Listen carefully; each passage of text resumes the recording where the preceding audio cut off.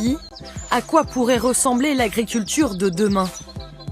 Des champs d'arbres fruitiers plantés au milieu de légumes, des terres où insectes et mauvaises herbes prolifèrent. Voici la permaculture, une méthode alternative inspirée par la nature. Mais quel est son fonctionnement? Est-ce une voie d'avenir pour l'agriculture? Il faut aller en Normandie pour rencontrer les pionniers français de la permaculture. Vu du ciel, leur micro-ferme est différente des exploitations traditionnelles. Plus de monoculture, ici, un désordre organisé. Alors la permaculture, c'est une boîte à outils qui va imiter la nature. On va avoir des arbres au milieu desquels on va installer des cultures, de légumes. On trouve des plantes sauvages, telles que les consoudes. Et puis juste à côté, on a nos cultures. Et on va couvrir de paillage, on va couvrir de plantes autochtones qui elles-mêmes pourront après, si on les enlève comme ça, resservir de paillage. Tout ce qui vient du sol retourne au sol. Un écosystème autosuffisant.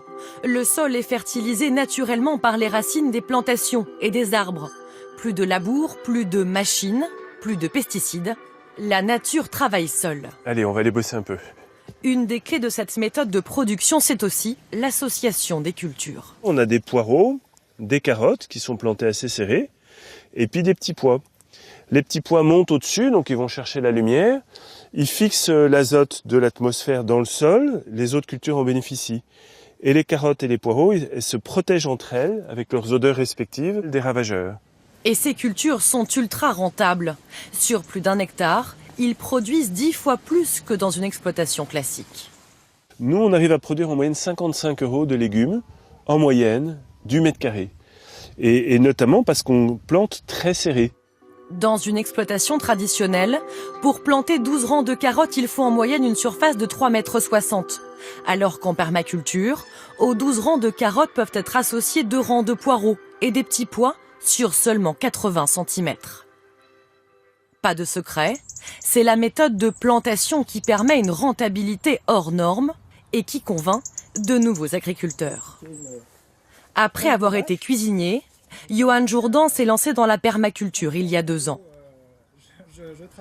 Donc là, en fait, je fais des trous avec une tringle à rideau que j'ai récupérée, mais qui est très pratique parce que le diamètre, c'est le diamètre de mes mottes. Je fais mes plants moi-même, je repique les plants, je récolte à la main. Enfin oui, tout est fait à la main. À la main et seul. Il cultive plus de 2000 m² de fruits et légumes. Un projet qui lui a coûté 100 000 €. Mais lorsque l'on se lance en permaculture, les premières années sont difficiles.